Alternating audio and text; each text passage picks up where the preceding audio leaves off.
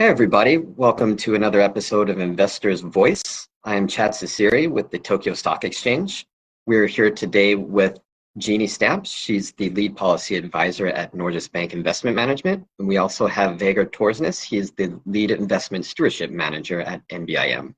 Today we're going to be talking about effective engagement techniques. So thank you both for joining us and taking the time to have this discussion today. So I will just kind of jump into the discussion with a question for Jeannie.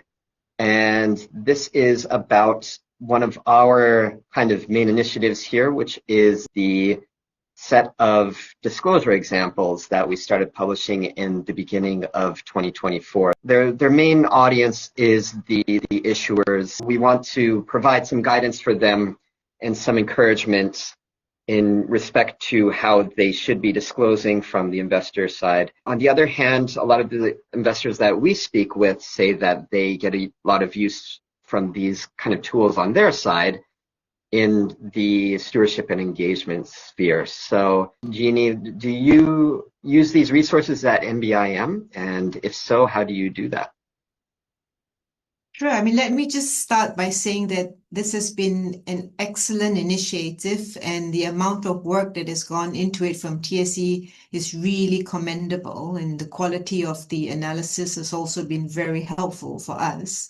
I mean, we use the case studies for analysis and peer benchmarking. I mean, the case studies help investors to compare companies. Some of the companies provide disclosure that enables that real investment analysis. Others are just checking the compliance boxes. So being able to compare and contrast and see what good looks like and what better looks like really helps, right? So it helps the market to know what best practice looks like, both in terms of ambition, but also disclosure quality.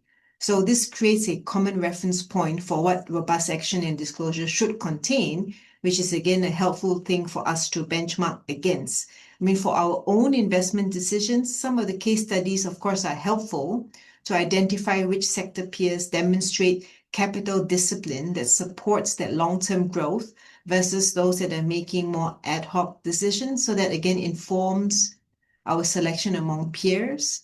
For voting, I mean, 2025, we voted against board members at 116 Japanese companies. I mean, in these cases, we assessed that the cross-shareholdings were excessive and not aligned with shareholder interests. The case studies are valuable for this assessment because they show what transparent cross-shareholding disclosure should look like, the economic rationale, the returns generated, and clear reduction frameworks. Or in some cases, they show what's lacking. So this again helps us to distinguish between boards that are exercising proper oversight from those that are failing in their accountability duties on this front. That's great. So it sounds like the case studies can be useful as kind of a reference tool for screening and voting and kind of showing companies what good, useful engagement looks like. What additional guidance from the TSE do you think would help international investors kind of distinguish between that substantive progress from the more kind of form-based box-ticking compliance? Yeah, I think TSE could provide guidance and case studies to show best practice on a couple of fronts. So one is the actual financial outcomes. Did ROE, PBR, or ROIC improve? What was the result compared to the original projection, and the reasons behind the under or over performance on these metrics? Because the metrics also demonstrate whether the governance changes translated to value creation or whether the companies were just checking compliance boxes to produce a generic capital allocation plan to say they've done and complied with the requirements. And same for cross-shareholdings. Again, really good case studies showing companies disclosing the economic rationale for each holding, the returns generated compared to cost of capital, and time-bound reduction targets. Then for capital allocation, I think it'd be helpful again to show companies articulating the optimal capital structure, the cash requirements, and systematic frameworks connecting capital deployment to business strategy, not just simple allocation splits. We are seeing quite a few companies disclose these allocation splits, 1/3 to M&A, 1/3 to R&D, and 1/3 to share buybacks, without explaining the rationale behind this equal allocation. And last, I think looking at ambition, so not just disclosure, but ambition of the plan. So if there could be case studies that show where companies are making tough portfolio decisions with measurable results. So for example, exits of underperforming or non-core business units with the financial impact disclosed, a material resource reallocation between segments, showing a pivot of the business strategy. And also the frameworks for how they evaluate investments against hurdle rates and what determines whether they go ahead or not. So all this transparency really enables investors to assess as well whether the board oversight quality is robust and, importantly, what are the long-term growth prospects of the companies. Excellent. Okay, understood. So useful to have not just the disclosures themselves, but also kind of the actual execution and outcomes on them. Great. Thanks. So my next question is for Vegard. So can you give us an example of a successful engagement that really led to that tangible improvement in corporate performance? Yes, I think one important starting point for us is that when we engage with companies, we try to do it as a combined investment and stewardship approach. Having that integrated approach to our engagement is important to weigh in on how the company behaves and how they organize their corporate governance. So I think that's really important. In order to do that, we need to engage at several levels of the corporate hierarchy. So it's great when we are able to meet at investor relations level, but we also need to meet at top management level as well as on board level. Only when we engage with companies at all these levels, we are able to gain knowledge of the different perspectives at various levels of the organization, and this enhances our ability to sort of assess whether there's a proper governance, not only governance structure, but also governance in practice. In terms of examples, a large Japanese industrial companies allowed us to access all these levels. And I think it's fair to say that this company has performed very well over the last few years. And I would not say that that's an outcome of our engagement. It's an outcome of what this company does in terms of the whole strategy, how they perform, and how the board exercises oversight over that company. Just as an example, the CEO of this company would tell us that he has nowhere to hide, meaning that the board is all over him, looking at his performance and trying to understand where he's heading. So I think that's a good sign for us.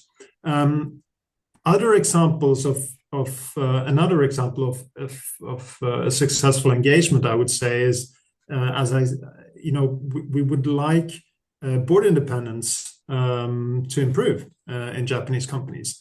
But at the same time, we want to be pragmatic. So, for instance, when the expectation moves to 1/3 and the company only has 20 or 30% independence, we could choose to vote against board members just because they don't have 1/3 independence yet.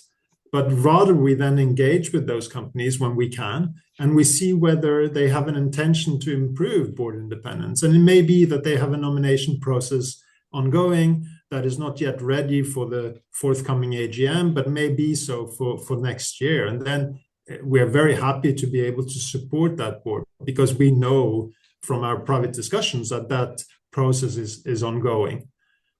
That's great insight. So yeah, just getting feedback from kind of all levels in the company is really kind of key to being able to assess whether the company is properly kind of executing on that strategy and whether the board is doing their responsibility of kind of supervising and making sure that the company is on track. If I may add to that, of course, when it comes to efficient deployment of capital, the insights that we get from our portfolio managers and by meeting the company's various levels enhances our understanding of whether there are intentions, and whether they improve their understanding of cost of capital, whether they intend to deploy capital in a different way going ahead. That's important not only for sort of governance theory, but it's also important for how we assess the performance, the future performance of that company.